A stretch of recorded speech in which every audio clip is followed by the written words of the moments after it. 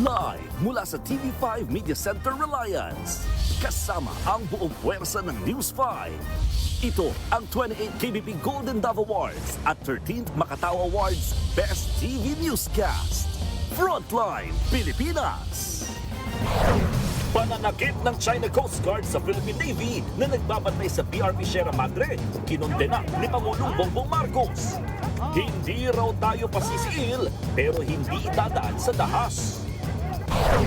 Habang may bagong tensyon sa China, General Antonio Navarrete napili ni PBBM bilang bagong hepe ng AFP. Kasunod ng malaking taas presyo sa diesel, mga jeep magtitigil pasado na naman simula bukas. Pangulong Bongbong Marcos may malaki umanong pasabog sa SONA. Malaking pagtitipon ng Iglesia ni Cristo kasabay ng SONA, pinaghahandaan ng PNP. NBI Chief Matibag, hawak na raw mga taong pwedeng magturo kung sinong inupahan ni VP Sara para patayin sina PBBM. Matibag, sinubukang tibakin ng depensa. Frontline anchor Jervy Wrightson sumalang sa dokumentado. Butete. Mga dating nakatira sa Smoky Mountain, kumusta kaya sa bago nilang buhay sa pangakong paraiso? At eto na nga, Asia superstar Catherine Bernardo napaulala baby dance na rin.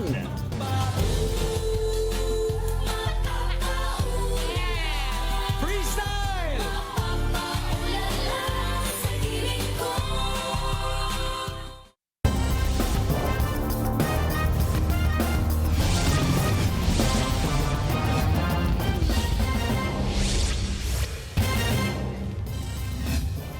Video na may kasamang sariling kwento ang inilabas ng China sa panibagong panghaharas sa Ayungin Shoal. 2 miyembro ng Philippine Navy ang nasugatan sa hampasan.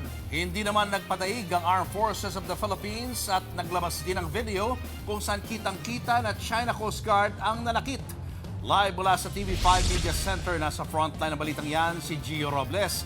Gio, magkaiba ang naratibo ng China at ng Pilipinas sa nangyari, pero hindi nagsisinungaling ang video. Ano ba talaga ang nangyari? Julius Cheryl, kahit kitang-kita nga na China Coast Guard ang papunta sa direksyon ng BRP Sierra Madre hanggang sa nauwian sa hampasan, ang sabi ngayon ng China, pa-victim ang Pilipinas. Bumwelta naman ang Philippine Coast Guard, barbaric daw ang inasal ng China.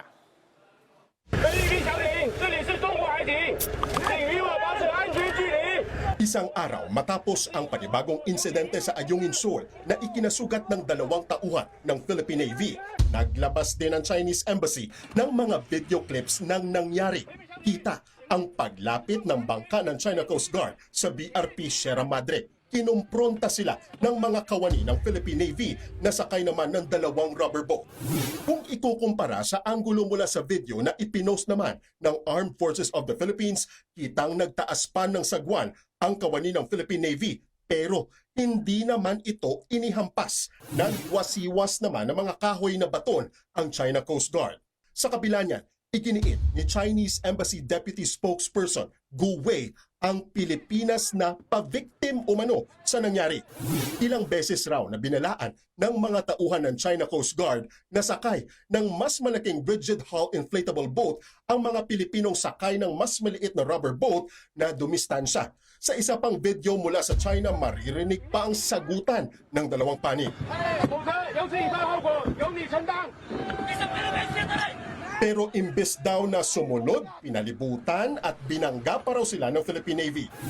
Pero nanindigan ang AFP na China ang pasimuno ng gulo dahil sa paglapit sa BRP Sierra Madre.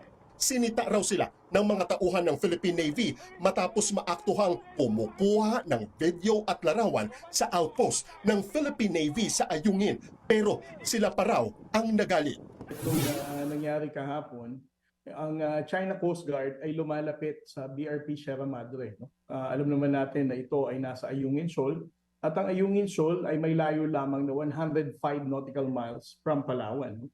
Ibig sabihin, pasok na pasok ito sa ating exclusive economic zone.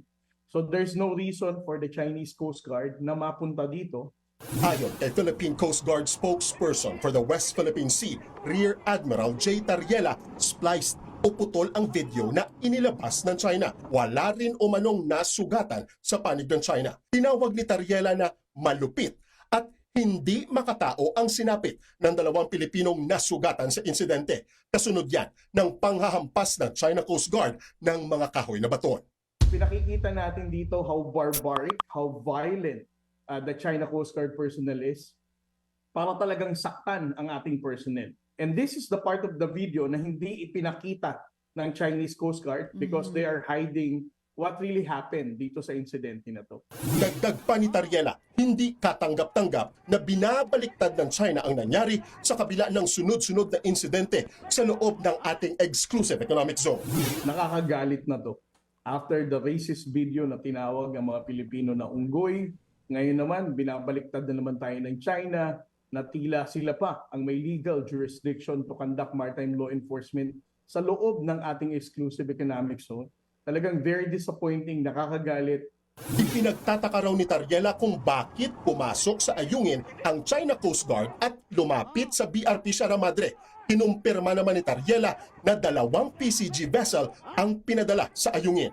Pinadala ng Philippine Coast Guard ang BRP Melchora Aquino at BRP Malapascua para magsagawa ng medical evacuation at agarang maihatid sa mainland Palawan ang mga nasugatang tauhan ng Philippine Navy upang maipagamot. Sa isang pahayag, kinundina ng Estados Unidos ang tinawag nitong mapanganib na aksyon ng China na nagpapalala ng tensyon sa WPS. Tiniyak ni United States Ambassador to the Philippines, Lee Lipton, ang suporta ng Amerika sa Pilipinas bilang matagal nitong kasangga sa rehiyon. Nanawagan din sila sa China na itigil ang iligal, mapamilit, agresibo at mapanlinlang na mga aksyon nito sa South China Sea.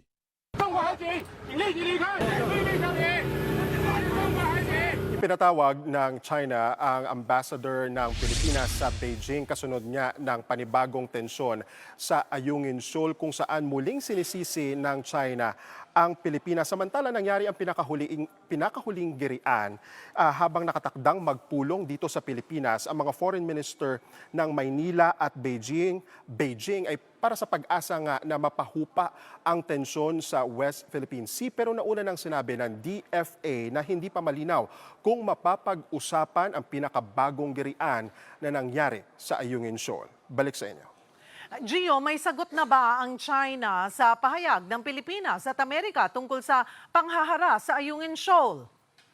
Muling kinundina ng China ang mga pahayag nga ng Pilipinas at maging yung suporta na ibinigay ng Estados Unidos sa matagal na nitong kasangga na Pilipinas nga, lalo na sa usapin dito sa West Philippine Sea. Ayon sa China, bakit nakikisali ang Amerika gayong hindi naman kasama sila sa usapan? Sa ngayon, ang sabi ng China, ang Amerika pa ang nagpapalala ng tensyon at naghahasik pa ng hidwaan dito sa pagitan ng Pilipinas at China at lalo na sa rehiyon na kung saan nga bahagi itong West Philippine Sea. Nanawagan din ang China sa Estados Unidos na itigil na ang pagpuna nito sa anilay lehitimo at naaayon sa batas na hakbang ng China sa West Philippine Sea. Balik sa iyo, Cheryl. Gio, kumusta naman ang kalagayan ng mga nasugatang miyembro ng Philippine Navy? Naglabas nga ng mga larawan ang Philippine Coast Guard dito sa nagpapatuloy na medical evacuation na isinagawa nila sa may BRP Sierra Madre kung saan kinuha na yung mga nasugatan nating kababayan, yung 2 Philippine Navy personnel ay para maidala na nga dito sa mainland Palawan para mabigyan nga ng lunas. Julius, balik sa inyo. Maraming salamat, Gio Robles. Sa manlulupig, hindi pa sisiil ang Pilipinas. Daraanin daw ng gobyerno sa diplomasya ang pagresolba sa nangyaring tensyon sa Ayungin. Pero ayon sa ilang senador, dapat mas matapang dyan ang ating aksyon. Nasa frontline ng balitang yan, si Maricel Halili. Ang bagong Pilipino ay handang ipaglaban ang karapatan, hindi tumatakbo sa laban. Pasisiil? Hindi kailanman. Yan ang mensahe ng Malacanang kasunod ng panibagong panghaharas ng China Coast Guard sa mga sundalong Pilipino sa Ayungin Shoal. Nagkataon namang may pulong si Pangulong Bongbong Marcos sa ambassador ng China ngayong araw. Hindi pa malinaw kung ano ang pag-uusapan ng dalawa at kung tatalakayin ba ang nangyaring hampasan sa Ayungin Shoal at ang paggamit ng nakabarong na unggoy sa AI-generated videos mula sa China state media.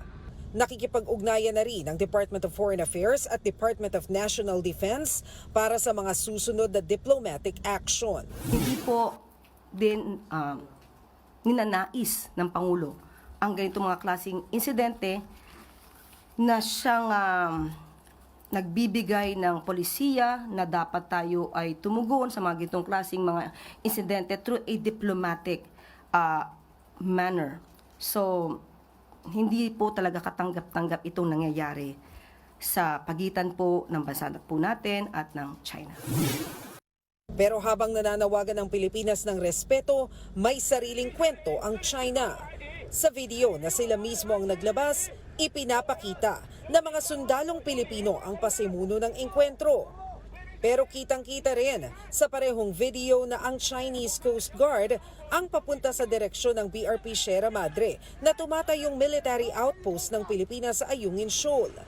Giit ng Malacanang, buo ang suporta nito sa mga aksyon ng ating mga tauhan. At kung kailangan bang baguhin ang diskarte ng Pilipinas sa West Philippine Sea, pag-aaralan daw ito ng Pangulo. Hindi po nadadaan sa dahas ang anumang pakikipaglaban sa karapatan. Hindi pinag-uusapan dito ang laki ng iyong teritoryo, ang lakas ng iyong puwersa, kundi pakikipaglaban sa katotohanan at kung ano ang iyong karapatan. Hindi lang palasyo ang nanawagan ng aksyon. Ayon kay Senador Kiko Pangilinan, nasa bakuran na natin ang China. Sila pa ang may ganang manakit. Kaya dapat daw, maghain agad ang DFA ng matibay na diplomatic protest at ipaalam ang insidente sa ASEAN at sa mga kaalyadong bansa. Tanong naman ni Senador Robin Padilla, hanggang kailan tayo magtitiis? Paulit-ulit daw tayong nagpapakita ng pagtitimpi, pero paulit-ulit din tayong sinusuklian ng panggigipit at karahasan. Panawagan niya, mas matatag na hakbang at pananagutan para sa mga responsable. Mas matalim naman ang mensahe ni ML Party List Representative Laila De Lima. Sabi niya, ang kapal talaga ng mukha. Kahit baliktarin pa raw ng China ang kwento, hindi mabubura ang nangyari. Aniya, hindi lang dagdag na barko at kagamitan ng kailangan, kundi mas matapang na pagtatanggol laban sa pambubuli at pang-aalipusta ng China. Nagbabalita mula sa Frontline, Maricel Halili, News 5. Binugbog ng mga lasing na lalaki ang isang motor taxi driver sa Marikina City. Hinala ng mga pulis na kursunadahan lang nila ang biktima. Nasa frontline ng balitang yan, si Brian Castillo. Hinarangan at pinagsusuntok ang motorcycle taxi rider na yan ng lalaking naka-orange na t-shirt at may suot na helmet. Nangyari ito sa Barangay Concepcion 2 sa Marikina City, mag-aalas 11 ng gabi nitong Sabado. Sandaling nahinto ang lalaki sa pambubugbog nang may mga pumagitna at umawat sa gulo. Pero panay pa rin sa pag-amba ang lalaki. Sumali pa sa gulo ang isang lalaking nakasandong itim. Pinagtulungan ng dalawa ang biktima hanggang sa nagpambuno na sa kalsada ang motorcycle taxi rider at ang naka-orange na lalaki. Ayon sa Marikina Police, nagsimula ang gulo nang harangin ng dalawang lalaki ang biktima na may pasahero pa noong mga oras na iyon. Nasa kalagitnaan na sila ay biglang kinat sila ng ating suspect at sinabihan nga, nagsigaw na aray mo. Kaya po doon, biglang napahinto po sila doon sa mismong gitna na ng kalsada. At yun nga po, nagsisigaw yung suspect ng mga salitang accordingly, hindi daw magandang mga salita dito sa ating biktima. Napag-alamang lasing ang dalawang lalaking nanugot at nanakit sa rider. Tila nakursunadahan lang daw ng mga ito ang motorcycle taxi rider. Sa obserbasyon po kasi ng ating mga first responders doon, ay siya po'y nakainom. Kaya nag-request din po tayo sa LTO ng alcoholic breath analyzer test para nga po ma-examine po siya. Napicture naman ng babaeng pasahero ang plaka ng motor na gamit ng mga sospek. Dahil dyan, natunto ng mga pulis ang naunang nambugbog sa rider sa barangay Malanday sa Marikina. Wala pang pahayag ang inarestong suspect. Mahaharap siya sa reklamong physical injury at malicious mischief. Patuloy namang pinaghahanap ng mga otoridad ang isa pang sangkot sa pambubugbog na hinainan na ng show cause order ng LTO. Nagbabalita mula sa frontline. Brian Castillo, News 5. Sugatan ng isang truck driver sa Pampanga matapos siyang barilin ng nakaalita niyang barangay captain sa kalsada.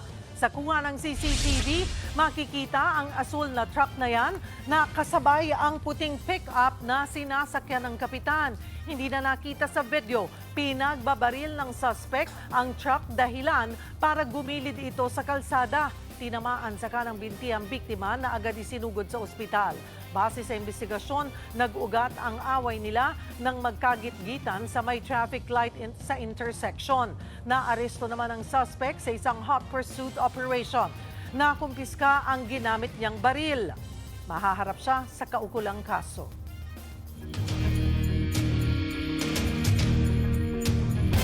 Hindi lang basta banta, kundi isa na raw talagang plano ang mga pahayag ni Vice President Sara Duterte sa ginawa nitong online press conference noong 2024. Base yan kay NBI Director Melvin Matibag na siyang huling testigo ng prosekusyon para sa alegasyong grave threats. At live mula sa Senado, nasa frontline ng balitang yan, si Mean Los Baños. Mean, ang sabi nung nakarang linggo, pasabog daw ang testimonya ni Matibag. Pasabog nga ba? At ano-ano mga sinabi ng NBI Chief sa paglilitis? Julius, alam mo, gaya ng dalawang naunang testigo mula sa NBI, nanindigan din si NBI Director Attorney Melvin Matibag na seryoso ang mga naging pahayag ni VP Sara Duterte. At dagdag pa niya, aktibo at nagpapatuloy daw ang banta sa buhay ni Pangulong Bongbong Marcos. In fact, ay na-establish na raw nila Attorney Matibag ang ilang persons of interest na pwede daw magturo sa kung sino ang nasa likod ng pagpaplano sa di umano'y assassination plot sa ating Pangulo. Isa sa anggulong tinitignan kung mayroon bang sabuatan sa banta kaugnay dito. Dahil anya galing sa iisang pamilya ang banta laban kay Pangulong Marcos. Isa nga sa iniimbestigahan daw ng NBI ayon kay Matibag, itong pahayag ni Davao City Mayor Baste Duterte sa Rage Coalition noong April 2026 na tila katono daw ng sinabi ni VP Sara noon namang October 2024. Pakinggan natin ang kanilang mga pahayag at kung ano ang tingin dyan ni Attorney Matibag. Isang ulo lang naman ang kailangan namin, ang ulo ni Bongbong Marcos! Imagine myself cutting his head. Ang galing yung ulo niya ba? Kapansin-pansin po na makikita natin na nanggagaling sa isang pamilya ang pagbabanta sa ating Pangulo at parehas na nag-refer sa ulo ng Pangulo. Kung kaya naman, iniisip po ba namin kung meron bang kasabwat o may sabwatan sa pangyayaring ito.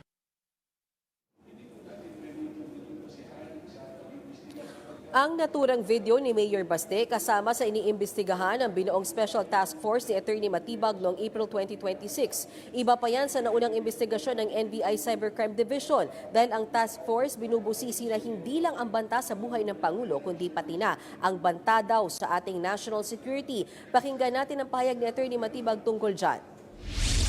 Ano man pong banta sa ating Pangulo ay banta sa seguridad ng ating bansa, sapagkat ito'y magdudulot ng kaguluhan, ng ligalig at destabilisasyon po sa ating pong gobyerno at sa ating pong bansa. Ang aming investigasyon ngayon ay tumawid na sa hindi banta, kundi isang plano talaga na patayin po ang ating Pangulo ng Pilipinas. Mandilaw po roon na ang ating Vice Presidente sinabi mismo na siya ay kumausap na ng papatay at pumayag yung papatay na yan sa ating Pangulo ng Pilipinas. Pero unang inalmahan ni Defense Lawyer Attorney Mark Vinluan ang pagkikwestiyon ng prosekusyon kay Matibag sa naturang task force. Pakinggan naman natin ang bahaging yan ng impeachment trial. As to the task force, Your Honor, we would have to object thereto on the basis of them being irrelevant. Your Honor, would just like to manifest for the record that such task force, Your Honor, was not part of the articles of impeachment as well as the impeachment complaint. The trials already started and the prosecution cannot modify such information or articles of impeachment. For such will be a violation of our client's right to due process. We will present that this special task force was specifically created for the purpose of furthering the investigation because of the possibility of seeing na hindi po mag-isa ang Vice Presidente sa bantang ito. Sa huli, pinayagan ng presiding officer ang pagkwestiyon. Samantala, idinetali rin sa paglilitis ang 5 batayan na ginamit ng NBI sa pag-iimbestiga saan nila'y banta at planong pagpatay sa Pangulo. Kasama na dyan ang pattern of violence kung saan pinakita ang pananapak ni VP Sara sa isang court sheriff sa Davao City noong 2011 at ang pahayag ng self-confessed Davao Death Squad member at hitman na si Arturo Las Cañas na ipinasa sa International Criminal Court. Nakasaad daw kasi dyan na si VP Sara ay isa umano sa arkitekto ng Oplan Tukhang noong 2012 sa Davao at isa rin umano sa nag-utos na ipakidnap na lang ang mga pusher at user ng illegal na droga. Pero nagkaroon ng pagkatalo sa usapin ng notaryo sa mga pahayag ni Las Cañas. Pakinggan ulit natin ito. Without the proper notarization and without the proper signature, then it is a mere scrap of paper. We cannot allow this witness to build his testimony based on this document. We are not presenting it to prove the truthfulness of the contents of the affidavit. The question only, Your Honor, is whether or not this is the document that was part of the consideration of the Special Task Force in investigating on the threat by the President to the life of the Just a President. short Kaya naman tanong ni Presiding Officer Escudero kay Matibag, bakit nga ba kasama sa investigasyon nila ang pahayag gayong wala naman pala itong notaryo? Ito ang sagot ng hepe ng NBI. Sa law enforcement po, meron po tayo mga tinatawag na open source intel. At ito po ay pinadala sa atin at atin pong susundan. At kaya nga po, ang aming pong investigasyon ay isang continuing investigation, open, continuing and active investigation, sapagkat ito bang ganitong dokumento ay amin ding ikukumpara pa. The ICC does not require notarization of document. Noted, but we are not the ICC. Sa uli, pinayagan lamang ni Escudero na basahin ang ilang bahagi ng naturang pahayag ng self-confessed hitman na si Las Cañas pero hindi para mag-testify si Matibag kung totoo ba o hindi ang laman nito. Samantala, Cheryl Julius, bago nagsimula yung impeachment trial o yung kaninang pagpresenta kay Attorney Matibag, pagharap pa lamang niya sa may witness stand ay inadmonish o pinagsabihan na siya ng presiding officer ng impeachment court na si Senator Cheese Escudero dahil daw sa kanyang mga pahayag nitong mga nakaraang araw na posibleng makaapekto sa integridad ng impeachment court at ng ilang miyembro ng korte. Hindi na in-specify kung ano ba yung mismo pahayag na yan pero alam naman natin na nagkaroon ng kiskisan sa pagitan ni Matibag at ni Senator Alan Cayetano nung magpa-interview si Matibag nung nakaraang linggo at sinabi niyang iimbestigahan yung ilang irregularidad sa 2019 SEA Games at nagreklamo nga dyan Senator Cayetano dahil siya ang chairman ng organizing committee ng 2019 SEA Games. Cheryl? Maraming salamat, Mean Las Bañas. Sinabayan ng protesta ang malakihang taas presyo sa petrolyo ngayong araw. Git ng mga tsuper, magtitigil pasada sila simula bukas. Live mula sa Mandaluyong, nasa frontline ng balitang yan si Gerard de la Peña. Gerard, anong update dito nga sa tigil pasada at hanggang kailan ito gagawin? Nako Cheryl, marami na nga ang umaaray sa napakataas na oil price hike simula ngayong araw nito. At ang numero unong apektado dyan ay ang mga transport groups na gusto na nga magkaroon ng tigil pasada. At ang hirit pa nila ay sana raw ay itaas na ang minimum fare sa jeepney. Oil deregulation law! Oil deregulation law! Presyo ng langis! Yan ang mga panawagan ng grupong Manibela kasabay ng pagpapatupad ng malakihang dagdag presyo sa mga produktong petrolyo ngayong araw. Anila, masyadong kampi ang pamahalaan sa mga kumpanya ng langis. Kaya ang kawawa, ang mga tsuper na halos wala ng kinikita. Kaya naman, bukas ay magsasagawa sila ng 2 araw na tigil pasada kung saan libu-libong jeepney driver, TNVS at motorcycle taxi ang inaasahang makilahok. Yung naudlot na piso na per hike, ano na po ang nangyari, mahal na Pangulo? Magsosona na po kayo. Ano po ang nare-report ninyo na naging solusyon dito sa problema sa pagtaas ng presyo ng petrolyo, pagtaas ng presyo ng kuryente, pagtaas ng presyo ng mga pangunahing bilihin? Wala tayong naririnig bukod sa pamimigay ng ayuda. Ang gusto natin, pangmatagalan at konkretong solusyon. Habang ang grupong Piston naman, nagbabalak magsagawa ng tigil pasada pero wala pang tiyak na araw kung kailan nila ito gagawin. Sa ngayon, nagkilos protesta sila sa harap ng isang gasoline station sa East Avenue para kundinahin ang malakihang taas presyo ng petrolyo.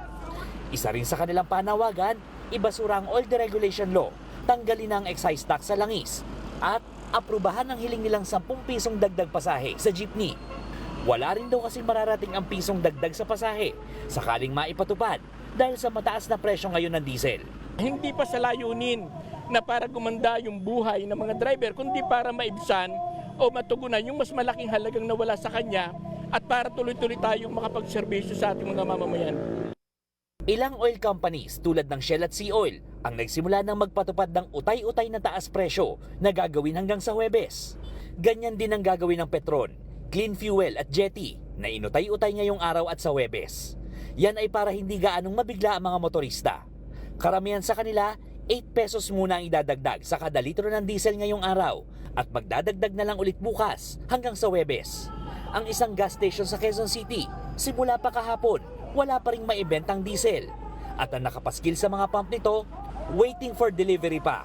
Ayon sa DOE, nakabantayan team nila sa mga gas station para masigurong walang nangyayaring hoarding o yung pag-ipit sa supply ng langis tapos saka ibebenta kapag mahal na. Babala ng DOE. Pag kayo naman ho ay matimingan at kayo ang nalaman at nagkaroon ng findings ng violation, mapipenalize ho itong ating mga gasoline station na po. Ano po ba yung pinakaparusa? Ano pong penalty yung binanggit po ninyo para dun po sa mga gasolinahan na nag-iipit po ng supply? Admin fine, meron hong 10,000 dyan, pero meron hong, kung ididiretso yan sa criminal offense, pwede din i-file sa court. At the same time, yung mas malala dyan, yung suspension at saka later on, yung revocation ng inyong permit to operate. Yan ho ang medyo mabigat. Pwede rin magsumbong ang mga motorista sa eGov.ph app para sa mga reklamo o obserbasyon sa mga gasoline station. Cheryl, sabi ng Manibela, posibleng umabot daw hanggang sa Biyernes, July 24 yung kanilang tigil pasada. At para mag-guide lang yung mga motorista dumadaan sa Commonwealth, bukas 7 a.m. ay mag-a-assemble doon sa isang gasoline station dyan sa Philcoa, itong Manibela, bago sila magpunta sa LTFRB. Sa ngayon, Cheryl, dito sa akin natatayuan ko, medyo mabagal ang daloy ng trapiko, pero dito sa gasoline station, maikli na lang ang pila dahil mukhang kahapon pa lang ay marami nang nakapagpa-full tank. Cheryl. Maraming salamat, Gerard de la Peña. Patay ang isang pulis na umawat lang sa away ng mga lasing sa bar sa Capiz. Ang isa sa mga nakainom may dala palang baril. Narito ang Frontline Report. Kinordonan ang video kay bar na ito sa barangay Binuntukan sa Pontevedra, Capiz. Nagkalat ang mga basag na plato at bahagi ng nasirang monoblock. May bakas din ng dugo sa sahig. Base sa investigasyon, nitong Lunes, nag-away ang 3 lalaki sa loob ng bar. 2 laban sa isa. Sakto namang naroon din ang 3 ring pulis na agad rumisponde sa gulo. Pero mas madugo pa ang nangyari. So habang ginagawa nila ang kanilang tungkulin bilang bigla umanong nagpaputok ng barel ang pangunahing suspect. Nasa pool ng bala sa dibdib si Police Captain Rian Ampoyos.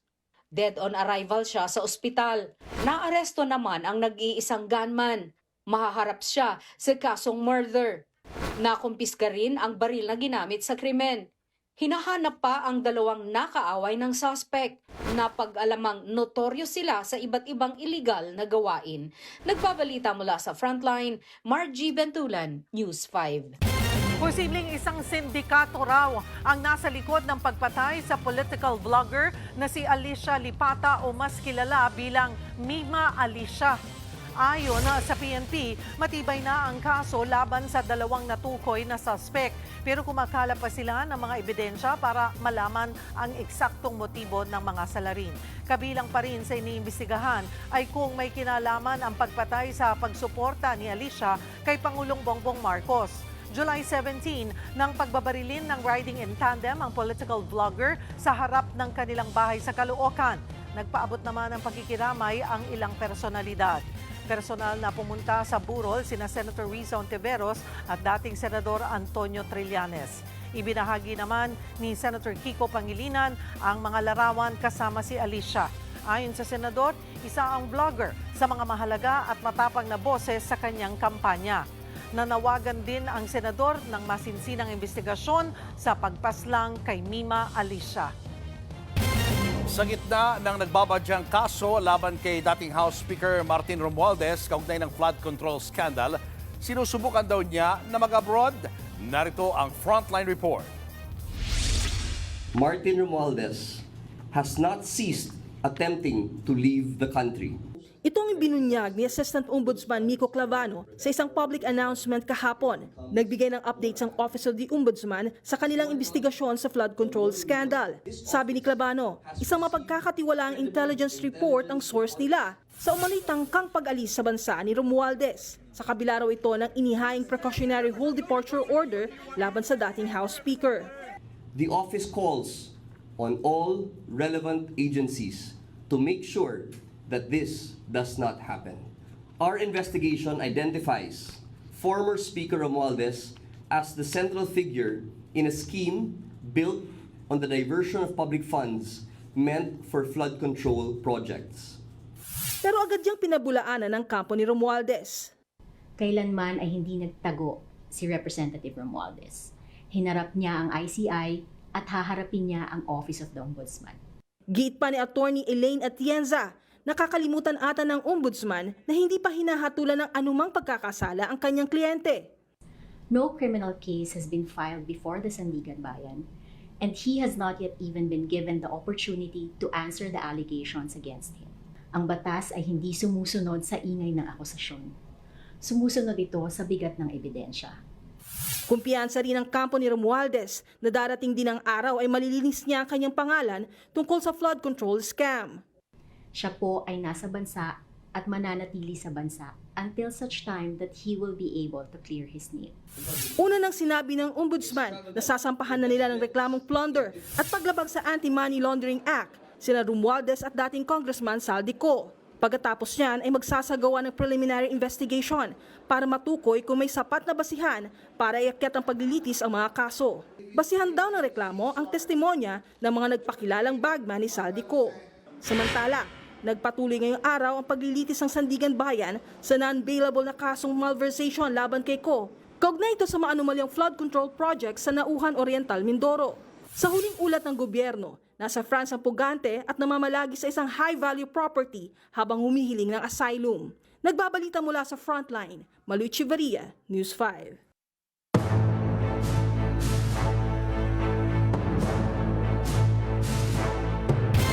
Isa na namang major announcement ang posible raw pasabog ni Pangulong Bongbong Marcos Jr. sa kanyang ikalimang SONA sa Lunes. Muli raw yan sentro sa usapin ng flood control scandal. Nasa frontline ng balitang yan si Mobile Journal, Jazz Paredes. May pasabog nga ba sa ikalimang State of the Nation address ni Pangulong Bongbong Marcos? Malalaman natin yan sa Lunes. Pero kung si dating presidential spokesperson Attorney Mike Toledo ang tatanungin, malawang walang pasabog. Sa aking pananaw, magkakaroon ng isang major let's say announcement in the SONA related to the flood control project. Kasi pag hindi, medyo magbabackfire yan. Matatandaang noong nakaraang SONA, mismong si Pangulong Marcos ang nagsilbing whistleblower sa umano'y korupsyon sa mga flood control projects. Saan ka ba nakakita sa kahit anumang bansa, kahit anumang jurisdiction, na ang Pangulo mismo, ang Presidente mismo, ang naging whistleblower.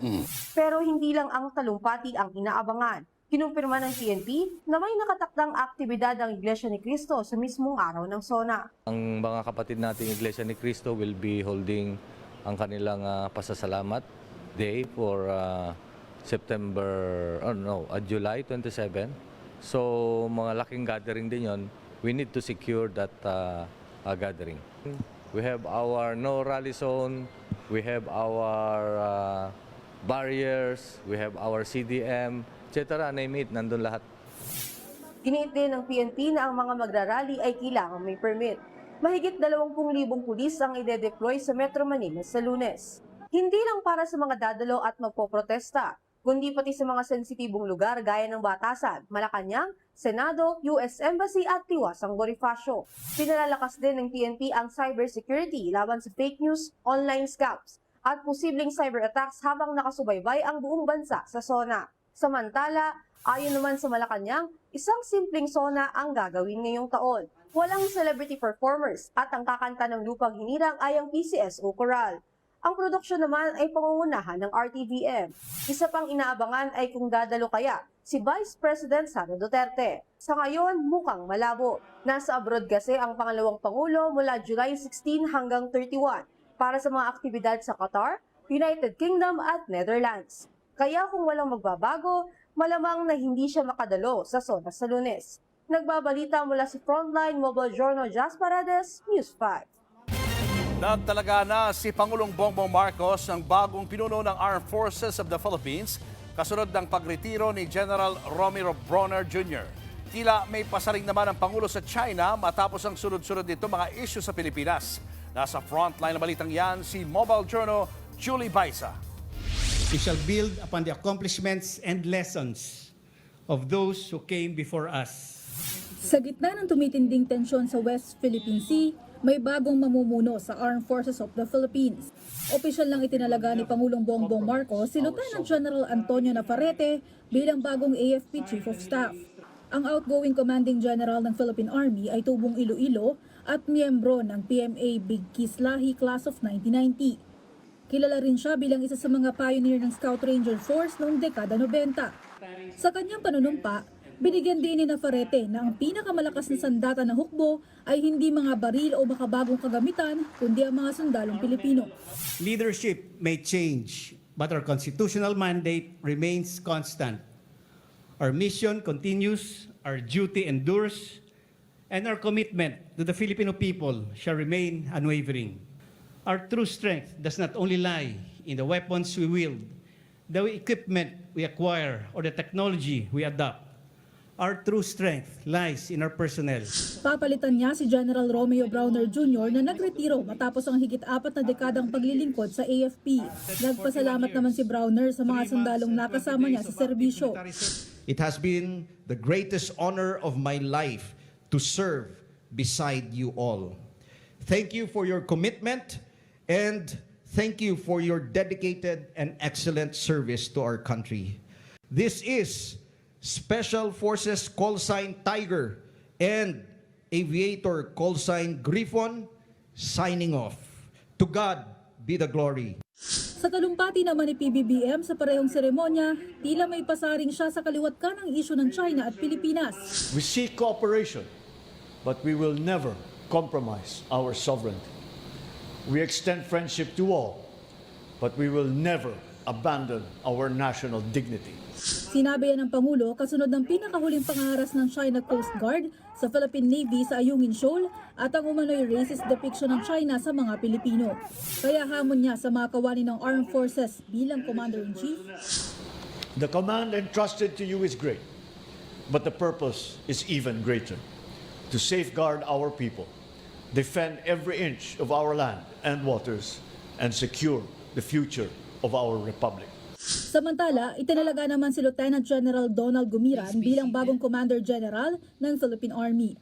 Umaasa ang Department of National Defense na magpapatuloy ang bagong pamunuan sa profesionalismo, kahusayan at matatag na pagtatanggol sa bansa. Nagbabalita mula sa Frontline, Mobile Journal Julie Baisa, News 5.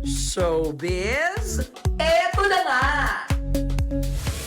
Mga kapatid, eto na nga ang mga umaarangkadang showbiz balita ngayong Martes. Busog na naman sa kilig ang Team Maybe sa mukbang at food challenge ni Raisa May Dizon at Bimby Aquino. Narito po ang Frontline Showbiz Report. Takbo po doon. Naki-hop on the trend na rin ang tambalang Maybe sa Rock, Paper, Scissors Food Challenge. Bato, pick muna. Tapos, tatakbo ang matatalo. Umani ng likes at kilig ang video dahil matapos ngang manalo ni Bimby sa 2 round. May hinahanap itong top prize? Saan yung prize ko? Ito, nasa likod natin. Hindi, ikaw ang prize ko eh. Si Bimby, kumaganon. Pero eto pa nga. Bimby x Raisa talks sa manampeg ng tambalan habang nagmumukbang. At si Bimby, may bato na agad na tanong. Are you happy that we Super reunited? super happy. Bim, ang laki mo ng tao. Ikaw din. Ang sobrang ano ka na, You sobrang also. mature ka na. Naging dalaga ka Pero same talaga. ka pa rin na sweet, clingy, Oo. bait. Para naman kay Bimby, naging maganda raw ang kanilang reunion at happy siya sa pagiging bahagi ng programang Eat Bulaga. Nagpapasalamat din sila sa suporta na binibigay ng Dabarkads sa kanilang dalawa. For loving us, Love you, Dabarkads. I love you too. Nagbabalita mula sa Frontline. MJ Marfori, News 5. Susunod, magkapatid na minor de edad biglang sinaksak ng kanilang tiyuhin nang dahil daw hindi pinahiram ng cellphone. Magkapatid sa Calamba, Laguna, inanod ng rumaragasang tubig matapos gumuho ang kanilang bahay. At Singapore actress Sue Ramirez palaban sa paseksihan, palaban din sa aksyon. Abangan ang lahat ng yan sa pagbabalik ng Frontline Pilipinas.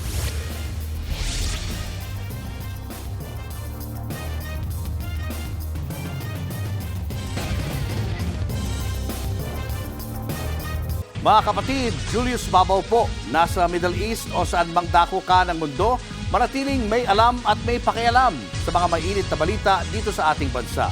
Simulan po natin ang bawat araw sa tuloy-tuloy na balitaan sa Frontline. Mag-follow at mag-subscribe sa social media pages ng News 5.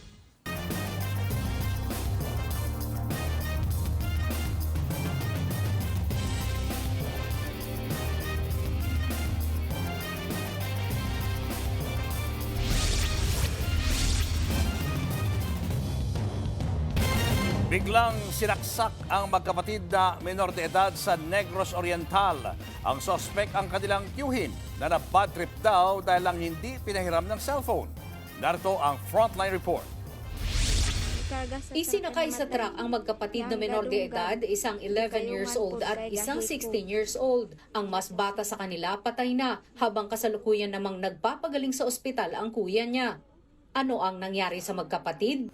Base sa investigasyon, sa bahay ng kanilang lolo sa Madrid, Negros Oriental, nananghalian ang mga biktima. Kasama nila roon ang kanilang tiyuhin na bigla na lang daw silang pinagsasaksak. Ang dahilan, hindi raw kasi pinahiram ng cellphone ang suspect na gustong makausap ang kanyang misis. Sinamahan pa yan ng madalas umano nitong paglalasing. Gusto unta siya mangulam sa cellphone nila. O niya, gusto magud niya makontak tong iyang asawa unta sir ba. Niya, wala man na kuan sir, wala man na pahulam sa mga bata. So, niya murag nakuha na bitaw sir na domino effect sir ba. Burido na yung utok. Walay kaon si inom. Ang suspect pumunta sa kalapit bahay at doon nagkandado ng pinto. Pagdating ng mga pulis, patay na rin ang tiyuhin. Ayon sa pulisya, nakaranas ng hallucination ang suspect nitong mga nakaraang araw bago nangyari ang insidente. Patuloy pa rin ang investigasyon ukol dito. Nagbabalita mula sa Frontline, Margie Bentulan, News 5.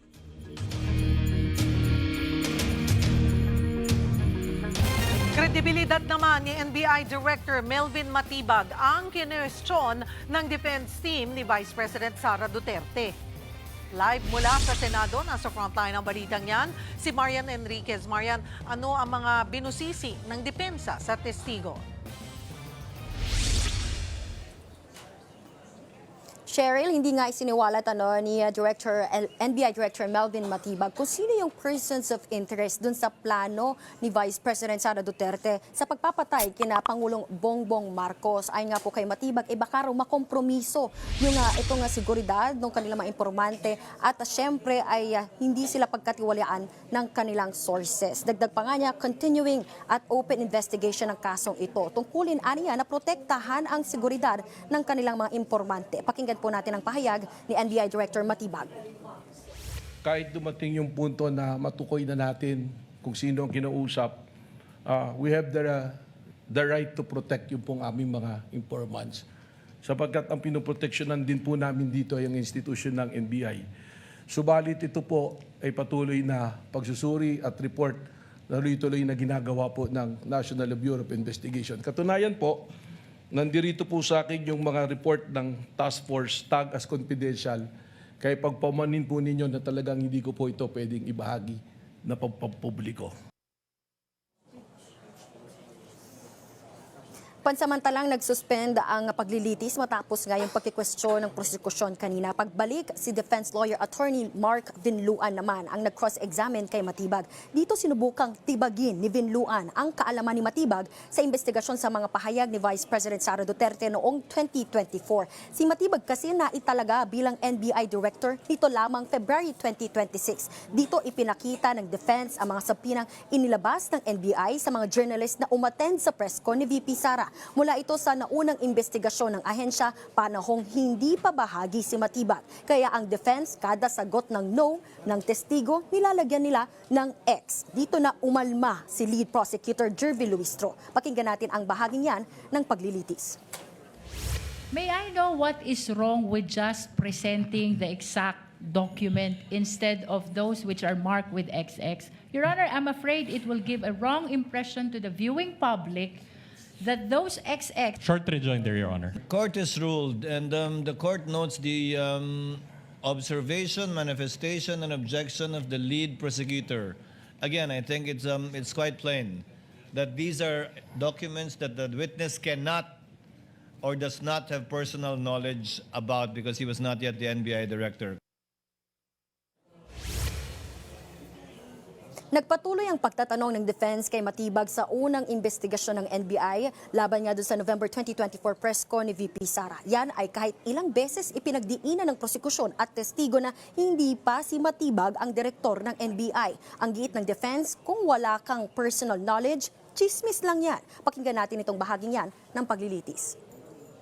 Based on this rule, a witness can only testify based on his personal knowledge, correct? Tama po, pero meron pong mga exceptions sa rule Alright, na yan. okay. If not based on personal knowledge, then that is hearsay, correct? But it's not an absolute rule po dahil may exceptions nga po. Okay, now, I'm trying to look for the Filipino term for hearsay. Ano ba yung hearsay sa Tagalog? Sabi-sabi or chismis? Kung wala kang personal knowledge, chismis lang yon, tama? Hindi ko naman po naririnig sa korte, ako'y nag-practice din, kahit di translate sa Tagalog, kahit minsan ko po, hindi ko po narinig ng hearsay ginamit ang salitang chismis. Alright.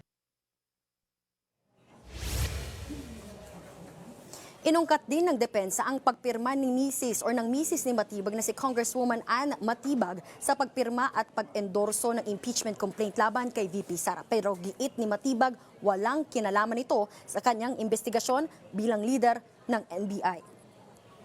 Samantala, Cheryl, katatapos nga lang nag-adjourn na itong paglilitis ngayong araw, day 8 po ng impeachment trial ni Vice President Sara Duterte. At kanina nga, nagtanong din yung ilang senator judges. Si Senator Bam Aquino, tinanong kung anong porsyento ba sa tingin ni Matibag na may kinausap nga itong si VP Sara sa assassinate o pagpapatay kay Pangulong Bongbong Marcos. Sa ugot nga po dyan ni Matibag, 100% nakasisiguro siya na may kinausap nga po itong si VP Sara dahil kay VP Sara na mismo ng galing na meron siyang kinausap at pumayag pa mismo sa kanya yung kanyang kinausap na papatayin nga si VP sila Pangulong Bongbong Marcos. Kanina naman nagtanong din itong si Senator Judge Raffy Tulfo at kanina tinanong niya kung ano ba yung pagkakaiba ng banta nitong guro na nag-threaten din, nagsabi na magbibigay ng pabuya ng 50 million pesos sa pagpapatay nga kay dating Pangulong Rodrigo Duterte. Yan nga po yung Ronel Mas. At sinabi niya bakit daw yon na-aresto agad, warrantless arrest. Pero ito si Vice President Sara Duterte,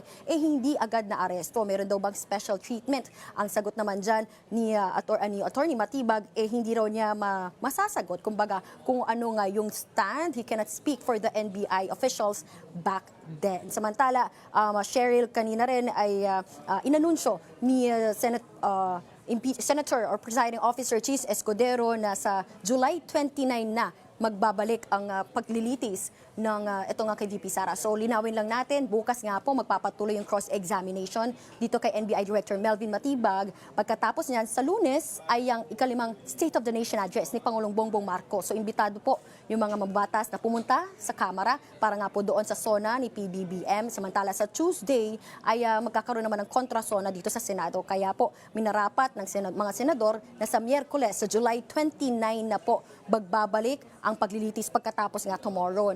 Simula po yan 10 a.m. to 3 p.m. Gayon na rin po yung magiging schedule sa mga susunod na araw, succeeding Mondays to Wednesdays, 10 a.m. to 3 p.m. na po ang schedule ng paglilitis dito sa Senado para magbigay daan dun sa sesyon ng Senado at 4 p.m. Balik sa Cheryl. Maraming salamat, Marian Enriquez. Nawasak ng biglang pagragasa ng tubig ang ilang bahay sa tabing ilog sa Calamba, Laguna. Inanod naman ng dalawang batang magkapatid na patuloy pa rin hinahanap. Live mula sa Calamba, Laguna, nasa frontline na balitang yan si Gary De Leon. Gary, may update na ba kung nahanap na itong magkapatid?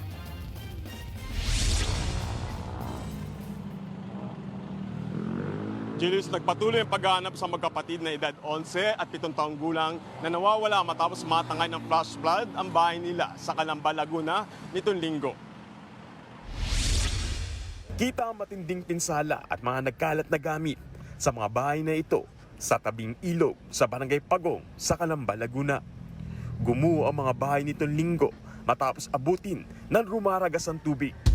Kasamang natangay sa tubig ang magkapatid na sina Algian, 11 anyos at Prince Fab, 7 anyos. Patuloy pa silang hinahanap.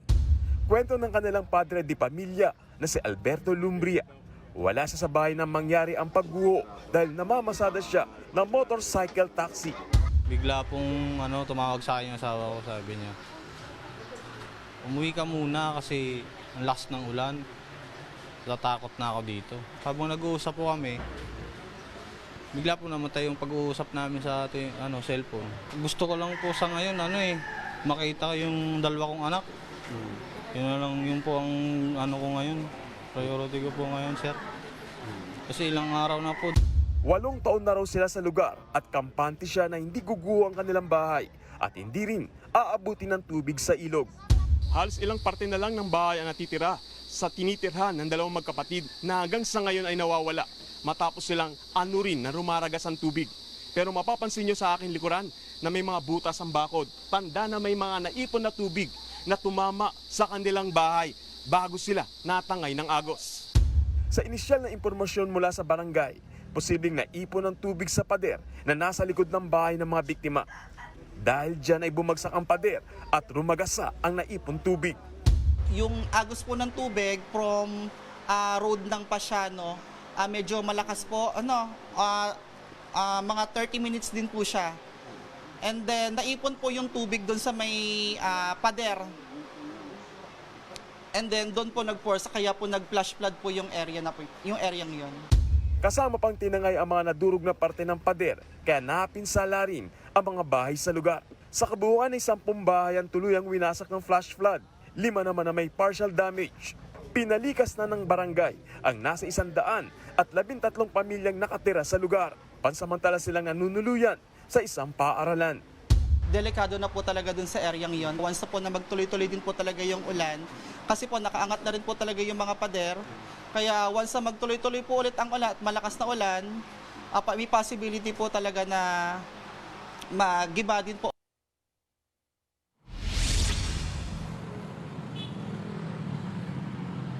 Alam mo, Julius, sa pabago-bagong panahon na naranasan dito sa Calamba, medyo nahirapan talaga yung search and retrieval operation ng Coast Guard at ng barangay. Samantala, nananawagan naman yung barangay sa LGU ng dito sa Laguna na sana raw ay mabigyan ng bagong evacuation center yung mga bakwit nila na papaalisin na sa lugar dahil gagamitin na nga yung paaralan. Julius. Maraming salamat, Gary De Leon.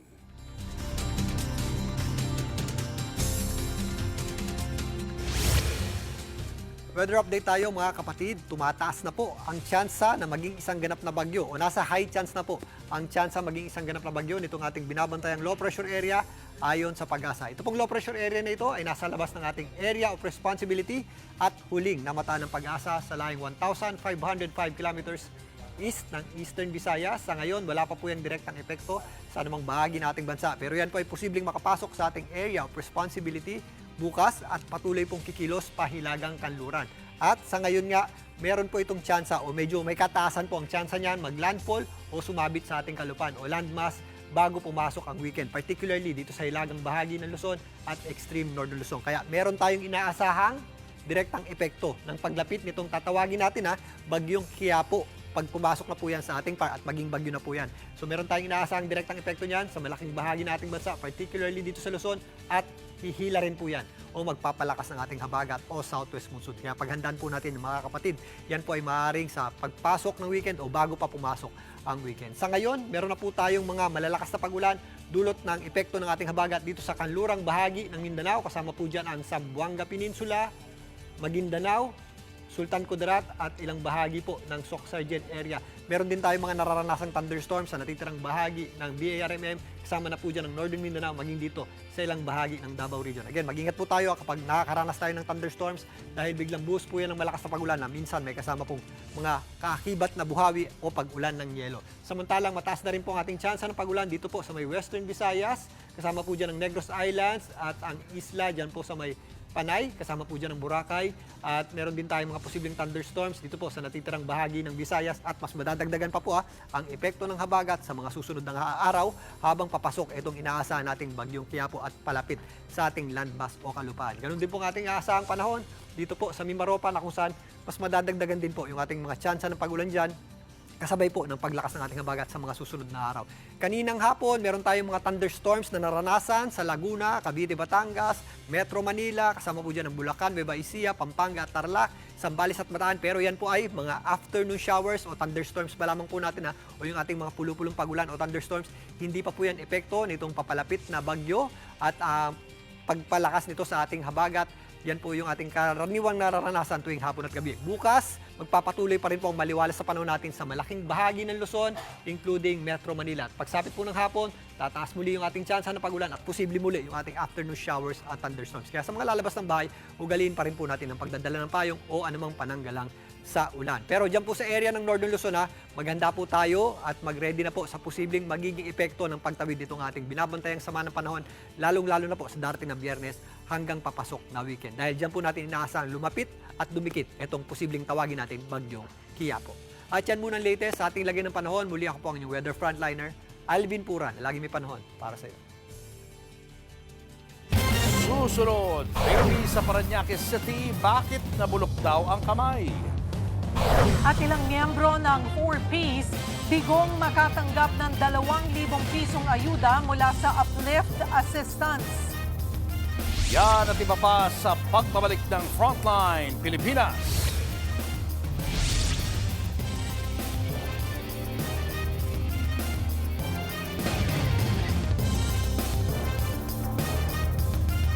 Mga kapatid, Julius Babaw po. Nasa Middle East o sa amang dako ka ng mundo, manatiling may alam at may pakialam sa mga mainit na balita dito sa ating bansa. Simulan po natin ang bawat araw sa tuloy-tuloy na balitaan sa Frontline. Mag-follow at mag-subscribe sa social media pages ng News 5. Kinakailangan ng putulin ang kamay ng isang sanggol sa Parañaque City. Nabubulok na kasi ang kamay ng bata dahil daw sa komplikasyon. Nasa frontline ng balitang yan si Mobile Journal, Yeda Pascual. Nang isilang ang anak ni Maria at Adrian Cruz na si Baby Aiden noong May 10 sa isang public hospital, na-diagnose siya agad na may pneumonia at sepsis. Yan daw ay matapos siyang makakain ng dumi habang nasa sinapupunan. Sabi po nila baka stress daw po while delivering. Kasi po 6 cm, pumutok na po yung panubigan ni Mami.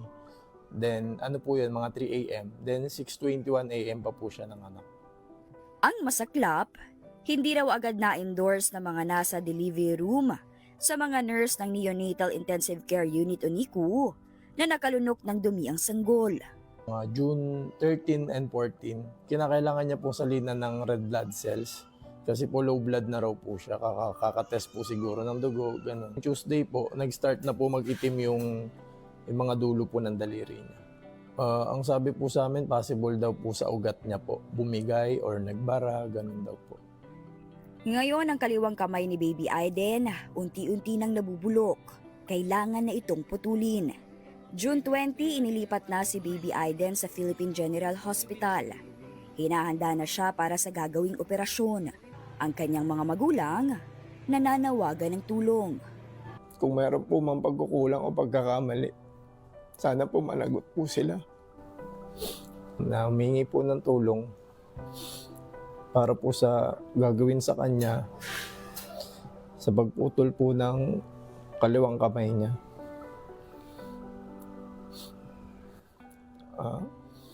Pagdasal niyo po sana na maging safe po yung pagdaraanan ng anak namin. Nahihirapan siya araw-araw. Sobrang sakit po bilang ama. Makita yung ganyan yung anak mo. Sobrang nakakaawa po eh. Nagbabalita mula sa Frontline, Mobile Journal, Yeda Pascual. Ang karpintero habang nagkukumpuni ng bubong sa San Narciso, Zambales. Halos malapdos ang balat ng biktima nang isugod siya sa ospital. Base sa investigasyon, aksidenteng dumikit ang lalaki sa live cable wire kaya nakuryente. Agad namang nakaresponde ang mga rescuer at naibaba ang lalaki mula sa bubong sa tulong ng backhoe. Sa ngayon, nasa ligtas ng kondisyon ang biktima. Showbiz, eto na nga! Mga kapatid, eto na nga. Palaban sa pasiksihan, palaban din sa aksyon. Si Sigabo actress Sue Ramirez. #birthday behavior ang atake ni Sue sa kanyang 29th birthday. Mala Hollywood glamour with diamond details at feather accents ang kanyang pasabog na look. Very daring at very girly. Pero palaban pa rin ang kanyang aura. Parang si Tekla lang na karakter niya sa action series na Sigabo na napapanood po sa Todo Max Primetime ng TV5 pagkatapos ng Frontline Pilipinas. Susunod, bus sa Vietnam, nagliyab, 7 ang patay. At ito ang dokumentado. Lagay ng mga residente sa Paradise Heights sa Tondo, Maynila. Ihatid ni Jeremy Wrightson. Tutok lang mga kapatid, magbabalik pa ang Frontline Pilipinas.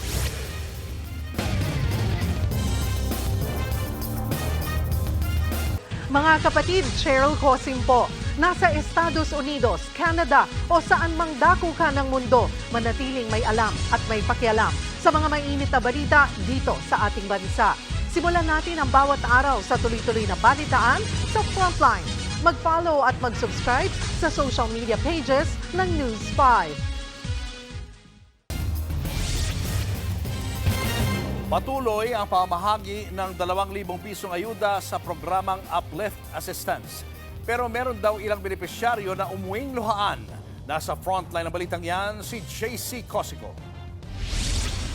Maaga pa lang, may mga nakapila na sa Land Bank. Sila ang mga benepisyaryo ng 4Ps na magwi-withdraw ng 2,000 pisong uplift assistance na ipinamimigay ng pamahalaan. Para sa iba, pandagdag lang ito. Pero para sa marami, malaking ginhawa. Si Annalyn Ayaay, pagkain, baon ng mga anak at tuition ng kanyang college student ang agad na pinaglaanan ng ayuda. Siyempre sa pagkain, tapos baon sa mga anak ko. Lalo yung college ko, tuition na naman, di ko alam kung saan ko hanapin. Si Lolita Pangalian naman, isang solo parent, gagamitin ang pera para sa gamot ng kanyang anak. Lahat kasi sa akin nakaatang lahat ng obligasyon para sa mga anak ko. Dahil yung father niya may sakit din. Then, yun, ipinipilit ko sa sarili ko para may taguyod sila. Ayon sa DSWD, nasa 1.4 million 4-piece households na ang nakatanggap ng ayuda sa unang araw ng payout. Pero nilinaw ng ahensya, isang beses lang makakatanggap ng 2,000 piso ang bawat benepisyaryo. Dagdag pa ng ahensya, hindi man sapat ang halaga para tustusan ang lahat na pangangailangan, malaki pa rin daw ang maitutulong nito pandagdag sa kita ng pamilya. Instead na mangutang pa sila o maghanap pa sila ng mapagkukunan para matustusan o mabili yung kanilang mga pangangailangan, meron tayong na ipro-provide na intervention at natulong, kumbaga may pangtawid o may pangdagdag dun sa kanilang current na kinikita. Yun nga lang, ang ilang 4-piece beneficiaries tulad ni Miriam, wala pang nakuhang ayuda. Kasi sa GC po namin, sabi po kasi na magpindot na kayo, may laman na daw po. Kaya pumunta pa ako dito, hindi naman ako nag-withdraw sa ibang bangko kasi. Paliwanag ng DSWD, hindi sabay-sabay ang pagpasok ng pondo dahil hati ang pag-credit ng Land Bank sa mahigit 2.8 million accounts. Samantala, tuloy-tuloy pa rin ang pamamahagi ng uplift assistance sa iba pang mga kwalipikadong benepisyaryo sa mga susunod na araw. Nagbabalita mula sa Frontline, JC Cosico, News 5. 7 ang patay sa nagliyab na bus sa Vietnam. Sa video, kita ang lakas ng apoy. Nangyari yan malapit sa business hub sa Ho Chi Minh City. Na-trap ang 7 pasahero sa nasunog na bus na kanilang ikinamatay. 5 ang sugatan. Iniimbestigahan pa ng mga otoridad kung ano ang sanhi ng apoy.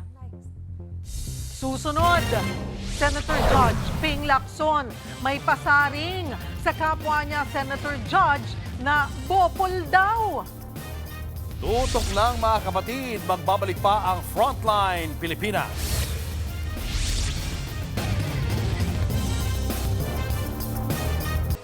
Mga kapatid, Cheryl Cosing po. Nasa Estados Unidos, Canada o saan man dako ka ng mundo, manatiling may alam at may pakialam sa mga maiinit na balita dito sa ating bansa. Simulan natin ang bawat araw sa tuloy-tuloy na balitaan sa Frontline. Mag-follow at mag-subscribe sa social media pages ng News 5.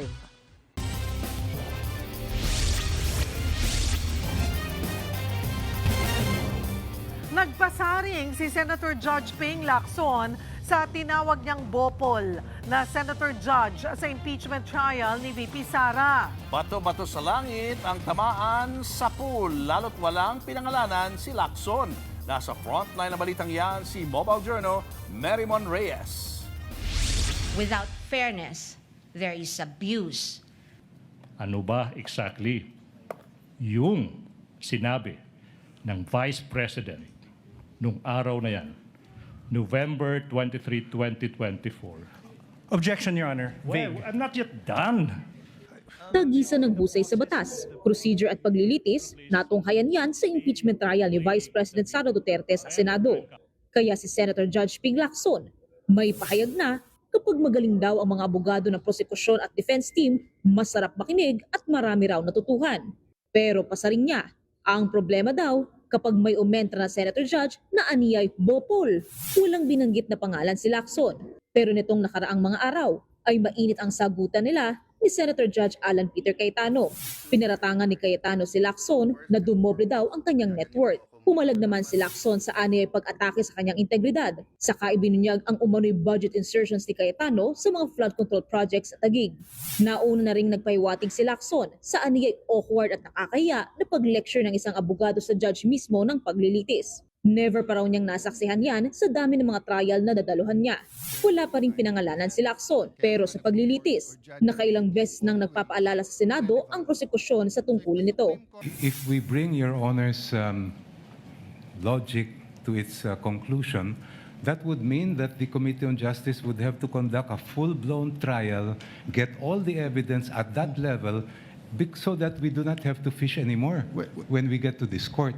When that is not the contemplation of the procedure for impeachment. Si House Prosecutor Chel Jokno, sinagot din si Senator Judge Pia Cayetano matapos itong questionin kung intrusive o mapanghimasok ba ang subpoena para sa mga financial record ng bise. Iba po ang pinag-uusapan natin ngayon. Ang pinag-uusapan natin ngayon ay subpoena. Ito po ay mismong humihiling lang ng mga dokumentong nakasulat sa loob ng subpoena. Therefore, the contexts are very different. Sa kabila ng mga tanong ng magkapatid na Cayetano, hindi naman sila pinigilan ng presiding officer. Bukod dyan, Marami ang nakapansin sa malumanay at mahinahong debate ni na Prosecutor Attorney Chel Jokno at Defense Lawyer Attorney Michael Poa. Pareho raw nilang nailalatag ng mahinahon ang kanilang mga argumento. Nagbabalita mula sa Frontline. Mobile journalist Mary Mon Reyes, News 5. Susunod, Someone Someday star Catherine Bernardo. Binahagi ang mga natutunan sa kanyang first love at first heartache. Yan at iba pa sa pagbabalik ng Frontline Pilipinas.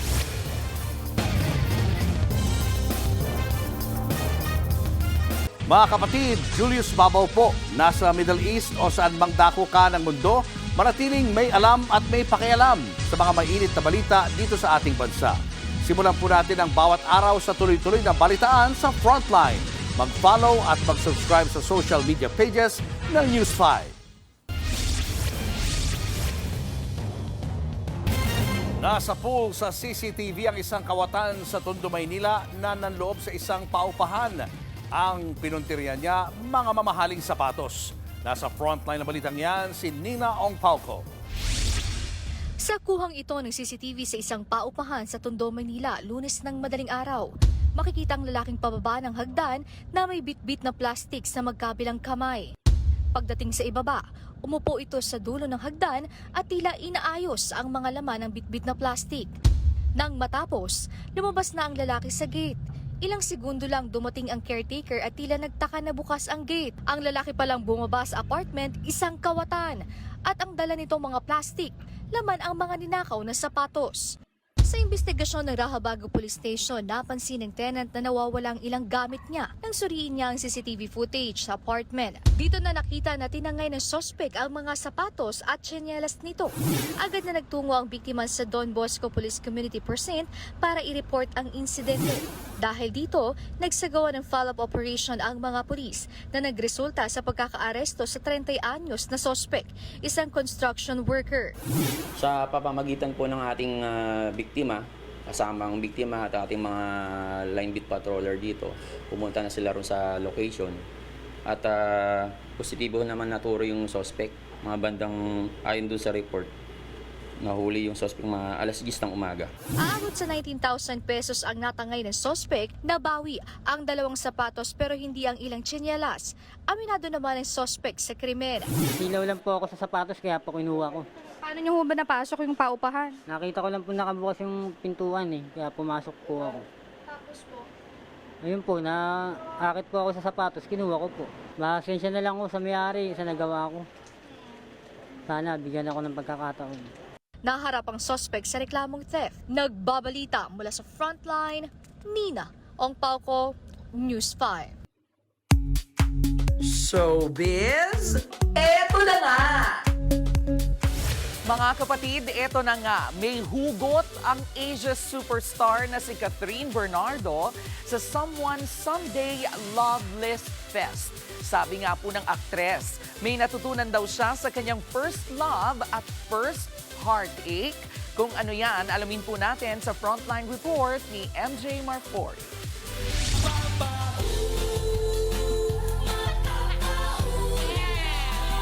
Napa-ulala at nagpasaya ng fans sina Asia superstar Catherine Bernardo at Nation's multimedia prince James Reid sa kanilang kakaibang promo para sa upcoming primetime series na Someone Someday na mapapanood dito sa TV5. Binubog kahapon ang Loveless Fest with hundreds of lucky fans. Present to join the fun ang co-stars at cast ng Someone Someday, gaya ni na Good Morning Kapatid host Dimples Romana at Queen of the Dance Floor na si Maha Salvador. Kasama rin sa cast si McCoy De Leon na abay, di nagpatalo. Nag-practice pa nga na mag-propose sa isang fan. O diba? Dream come true? Pero syempre, hindi nawala ang Q&A about love and firsts. At dito nga napa-throwback si Catherine tungkol sa mga natutunan niya sa kanyang first love.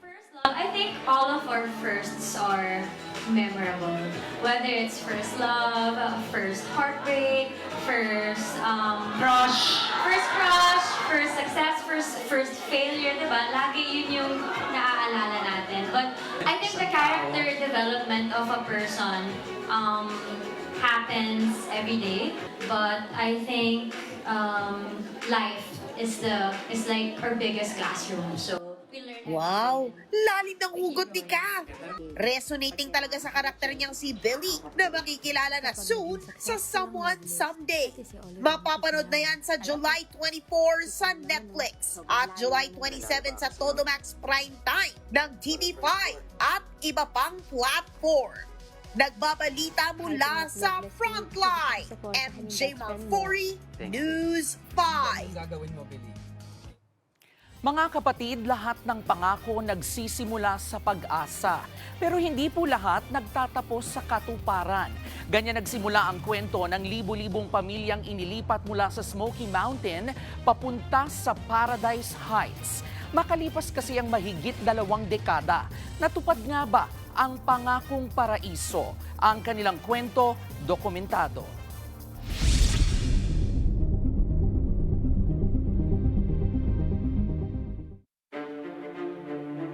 Sa unang tingin, mistulang mga kondominium ang mga gusaling ito sa Paradise Heights. Araw-araw, daan-daang pamilya ang labas-pasok sa pasilyong ito. Pero sa likod ng mga pintuang ito at ng lugar na kanila nang tinatawag na tahanan, paraiso nga ba ang kanilang pamumuhay?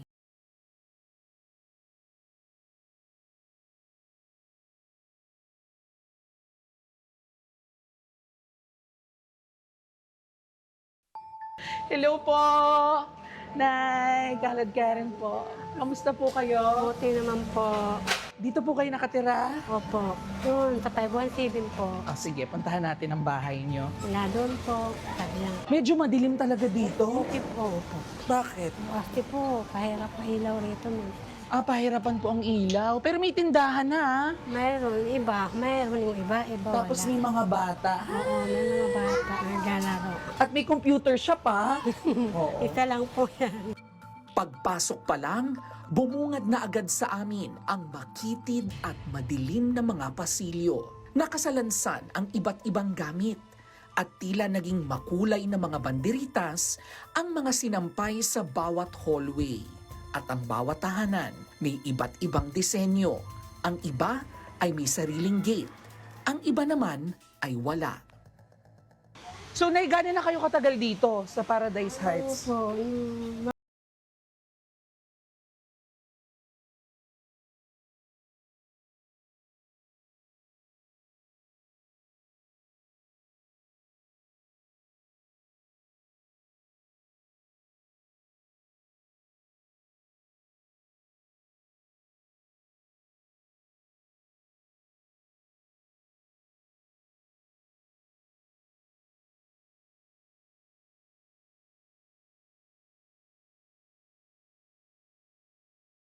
Pong mga tambak. Ano po nga yan eh, mga inipong ko pagmangalakal.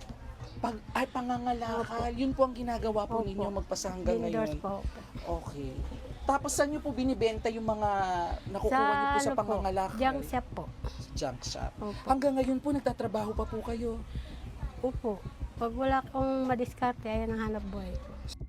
Sa ikalawang palapag, naglagay naman ng dibisyon si Nanay Abilina upang magsilbing kwarto ng kanyang mga anak at apo. Fairness na, talagang medyo makipot ang ating Opo nga po. May bibi na tutulog pa po. Ayan, ito yung kwarto nila. So, dito sa second floor nila, Nanay Abilina, 3 po yung ginawa nilang kwarto. So, may kwarto dito.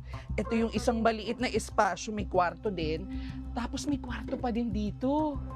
In fairness, inay, galing nyo pong gumawa ng space. May butiki.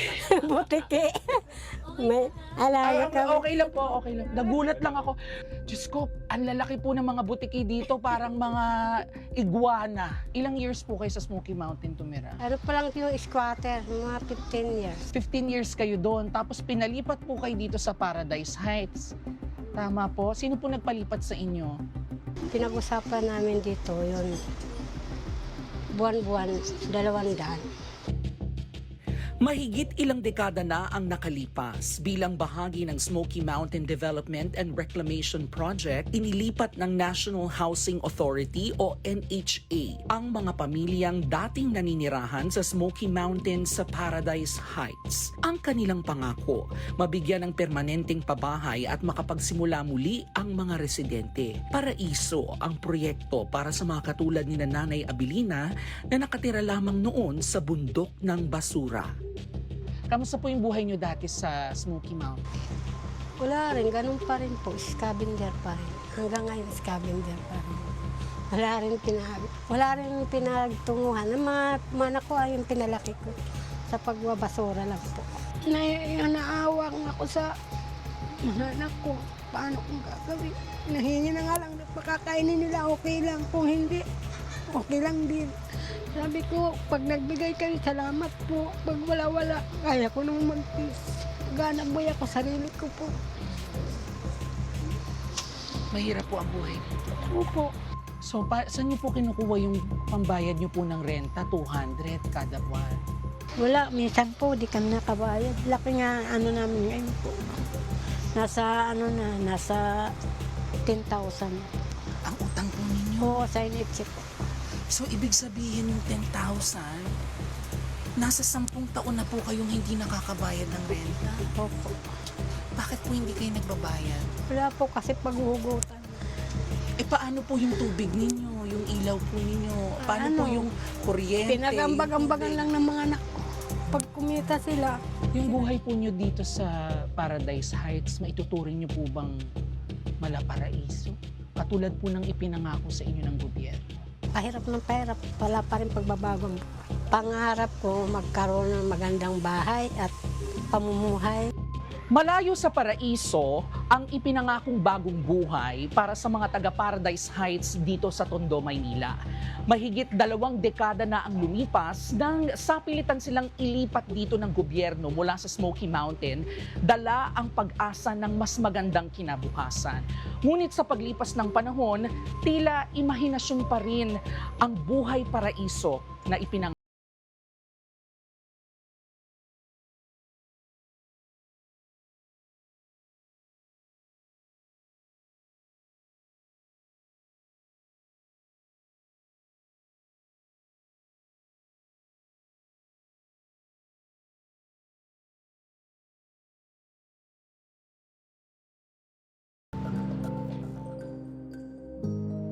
Tulad ni Nanay Abilina, hindi nawawala ng pag-asa ang mga residente ng Paradise Heights. Patuloy daw nilang ipaglalaban ang tahanan na minsan ay ipinangako sa kanila na magiging simula ng mas magandang buhay. Jervy Wrightson, mukha ng maliliit, isyong malalaki, dokumentado. First time ko magdokumentado. At ang dami kong natutunan dun sa kwento ng mga taga-Paradise Heights na hanggang ngayon hindi natupad yung ipinangako sa kanilang mas magandang buhay. So sana patuloy silang tulungan ng ating gobyerno, ng National Housing Authority, bigyan sila ng assistance. Ang sakit sa puso na marinig na yung 200 pesos, hirap pa nilang kitain, 10 taon di ba? hindi siya 10 nakabayad. Habang Si yung Nanay iba Abilina. dyan, alam mo na. Male-maleta. Yun lang. No? Kaya kinakailangan talagang mag-focus sa pagtulong sa kapwa. Yun ang importante. Abangan nyo kami ulit bukas dito sa TV5 sa 1PH, RPTV, True TV at 105.9 True FM. Kami ang inyong mga kapatid sa Balitaan at Public Service. Walang iwanan sa Frontline Pilipinas. Susunod na ang Sigabo.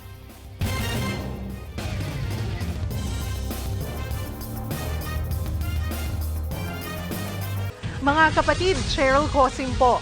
Nasa Estados Unidos, Canada o saan mang dako ka ng mundo, manatiling may alam at may pakialam sa mga mainit na balita dito sa ating bansa. Simulan natin ang bawat araw sa tuloy-tuloy na balitaan sa Frontline. Mag-follow at mag-subscribe sa social media pages ng News 5.